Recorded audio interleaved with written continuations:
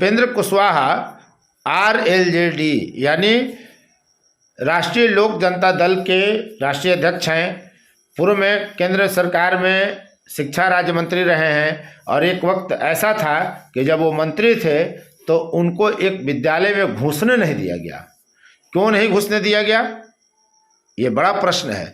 दूसरी बात यह है कि नीतीश कुमार के खिलाफ वो खामोश हैं, तो फिर ऐसा क्या हुआ, ऐसी क्या परिस्थिति हुई कि उनको फिर नीतीश कुमार के खिलाफ बोलना पड़ा।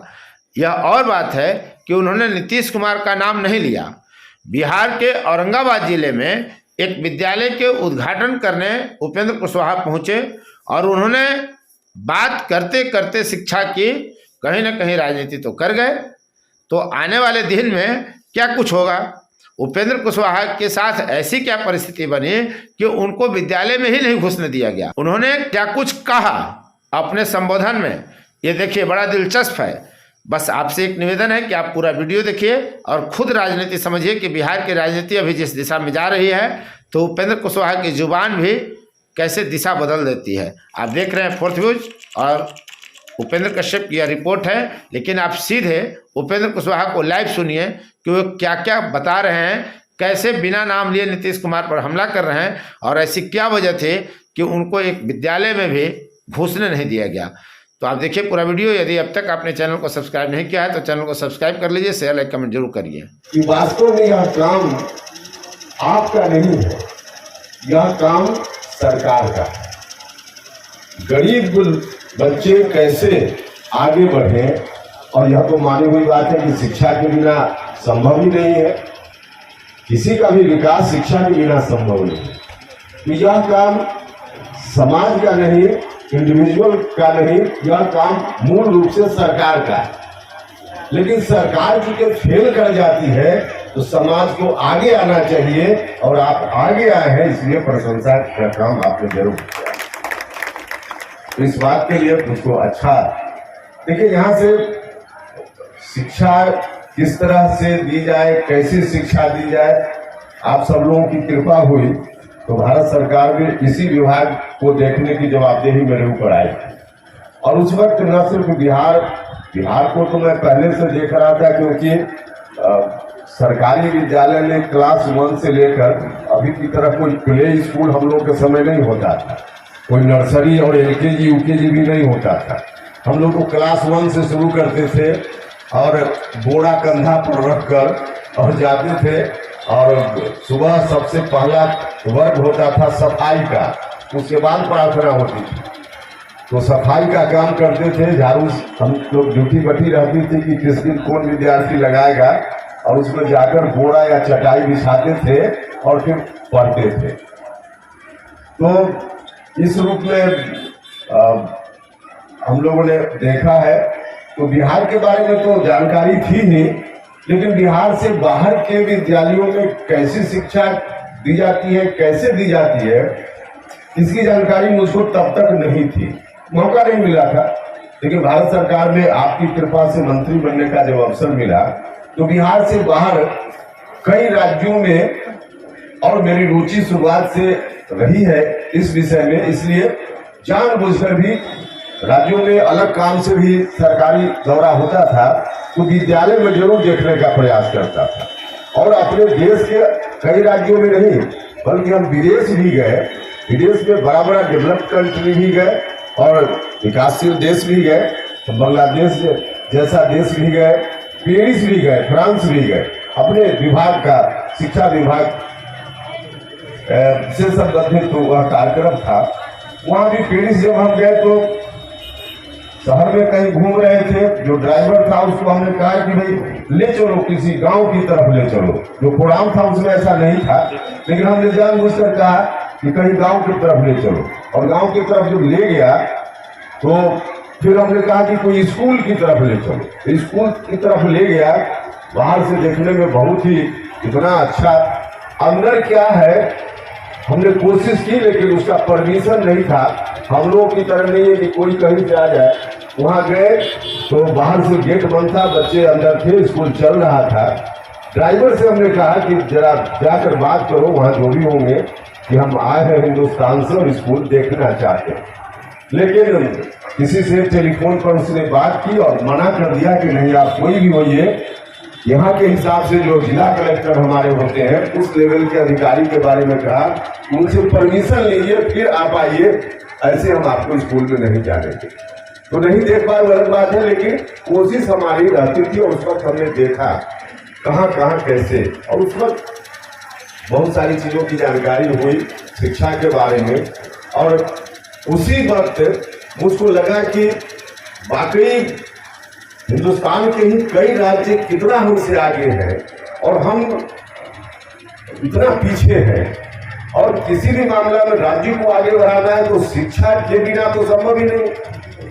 तो इसलिए ध्यान होगा बहुत सारे लोगों को, उस वक्त हमने शिक्षा सुधार आंदोलन भारत सरकार में मंत्री रहते हुए चलाया था।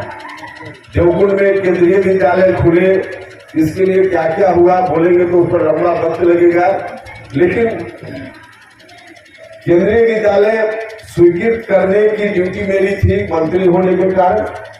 उसकी स्वीकृति हुई। आपको यह भी जानकारी है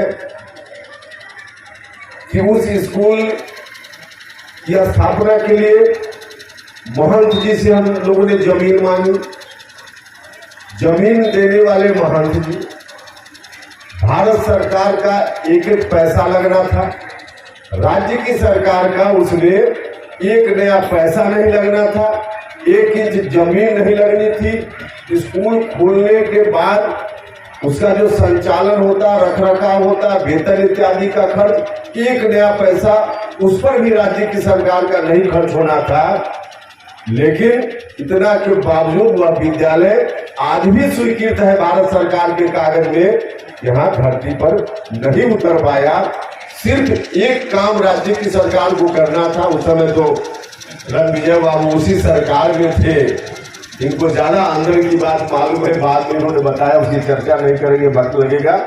लेकिन सिर्फ एनओसी मोटे तौर पे समझ लीजिए, एनओसी राज्य की सरकार को इतना ही लिख कर देना था, यहाँ भारत सरकार केंद्रीय विद्यालय बना रही है, इसमें हमको कोई आपत्ति नहीं है, बस इतना ही देना था, जो नहीं मिल पाया, जिसके चलते विद्यालय वहां नहीं खुला।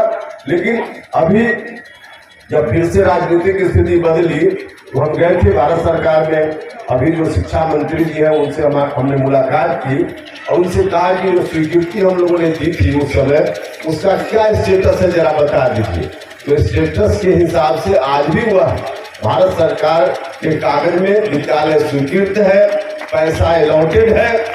जब कभी भी अनुकूल परिस्थिति आएगी, एनओसी मिल जाएगा यहाँ से, वह विद्यालय आज भी बन सकता है, उसमें कोई परिवर्तन नहीं हुआ। तो हम तो कोशिश उस वक्त भी कर रहे थे। निश्चित रूप से यह कोशिश हर कॉर्नर से जरूरी है, बहुत जरूरी है। यहाँ प्रयास हो रहा है, विद्यालय खुला है, आपने बहुत अच्छी बात की है। हम एक बात सिर्फ आग्रह करेंगे कि देखिए, सिर्फ किताबी ज्ञान ही शिक्षा नहीं है। हमारा बाल बच्चा, किसी का बाल बच्चा पढ़ लिख ले और उसको अच्छी से अच्छी नौकरी मिल जाए, उसको 50 लाख का वेतन का इंतजाम हो जाए, जुगाड़ हो जाए, इसका बहुत मतलब नहीं है। शिक्षा अर्जित करता है कोई आदमी तो उसके जीविकोपार्जन का इंतजाम तो होना चाहिए, यह बात बिल्कुल सही है। निश्चित रूप से खाली पेट से क्रांति नहीं हो सकती, पेट भरेगा तभी क्रांति होगी, तभी सुधार की बात होगी। कोई विचार किसी के मन में तभी आता है जब उसका पेट भरा हुआ हो। भूखा आदमी के मन में तो 24 घंटा कैसे रोटी मिले इसी का विचार है, तो पेट भरना तो जरूरी है। निश्चित रूप से शिक्षा ऐसी हो जो रोजगार लोगों को उपलब्ध कराए, निश्चित रूप से इसकी आवश्यकता है, इसे कोई इनकार नहीं कर सकता। लेकिन शिक्षा का मतलब सिर्फ उतना ही नहीं है।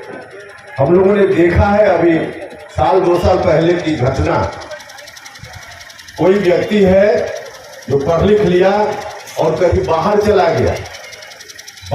गया, पेशे से इंजीनियर, माता पिताजी ने खर्च किया, पढ़ाई की, चला गया, नोएडा में उसका फ्लैट था, 6 महीना, साल भर, 2 साल के बाद लौटा तो जो बूढ़ी माँ घर में रहती थी, नरकंकाल भी समाप्त हो चुका था, कब मर गई कोई सुध लेने वाला नहीं था।